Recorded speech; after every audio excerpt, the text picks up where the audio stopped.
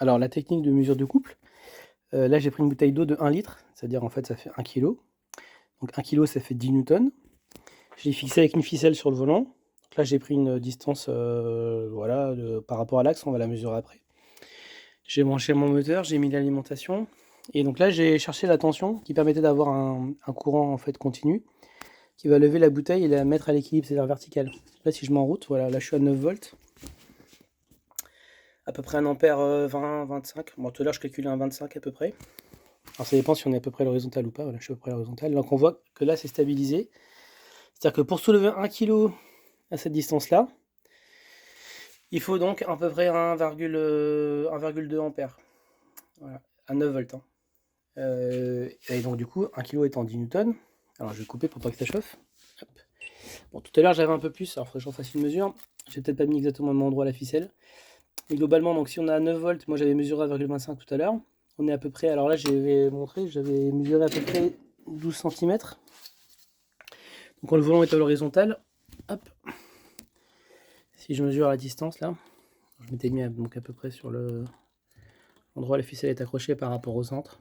Alors donc là j'ai un peu plus que tout à l'heure d'ailleurs, effectivement là j'ai, bon, globalement j'ai 12 cm.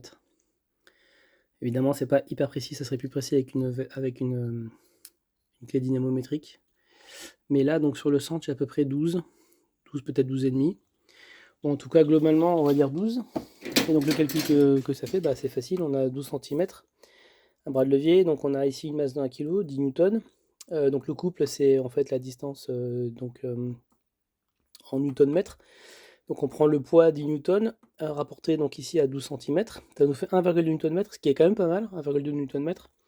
Et donc on a une constante ici de couple de l'ordre d'environ on va dire 1 newton mètre par ampère. Donc il faut savoir qu'ici, donc si j'augmente, le couple est proportionnel au courant. Donc si je passe par exemple à 2 ampères, je vais avoir 2 Nm et ainsi de suite. Et on a vu que ce volant-là, en fait, on pouvait monter, alors moi tout à l'heure à 24 volts par exemple. Là je suis à 9, hein, mais si je monte à 24, donc attention, là ça va tirer très fort, ça va forcément... hop, on voit que ça a carrément...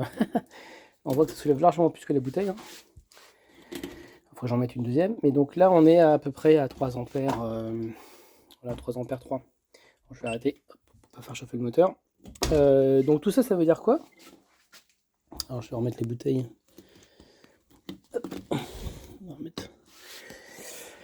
Ça veut dire que ce volant, enfin ce moteur-là, il fournit donc une constante de couple de 1 Nm par ampère, ce qui est vraiment très bien. Hein. Enfin, ce qui est très bien. C'est pas mal. Et comme je sais que je peux monter à 48 volts et 5 ampères, bah là typiquement je vais pouvoir monter à 5 Nm. 5 Nm c'est déjà un bon volant.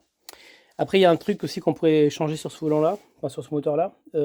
Ici, c'est une. Donc là, il y a une grande couronne qui fait 48 dents. Là, il y en a une qui fait 16 dents. Alors bon, je me suis amusé, j'ai acheté sur AliExpress des petites poulies là, de 12 dents, etc., 14 dents, 15 dents.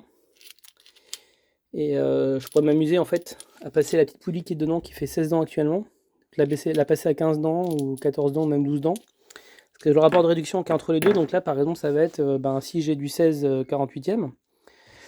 Ça veut dire qu'en gros, si je passe à 12 48e, je vais augmenter proportionnellement d'autant le couple. C'est-à-dire que proportionnellement, je vais augmenter presque 25% le couple, juste en changeant la petite poulie qui est là. Du fait du rapport de réduction qui va être plus grand. C'est-à-dire que je vais passer à 12 48e au lieu de 16 48e. Voilà, donc ça peut être intéressant, mais je ne sais pas si je testerai parce que je ne suis pas sûr que les tailles d'axe ici soient compatibles. J'ai pris du 10 mm et j'ai vu qu'ici c'était 9,6 mm. C'est un axe en dimension en pouces. Alors que là c'est des métriques, donc bon, à voir. En tout cas c'est bien, c'est sympa, et donc là déjà c'est un bon couple. Il faudrait que je fasse le test après avec le Sega aussi pour vérifier le Sega à combien il peut monter.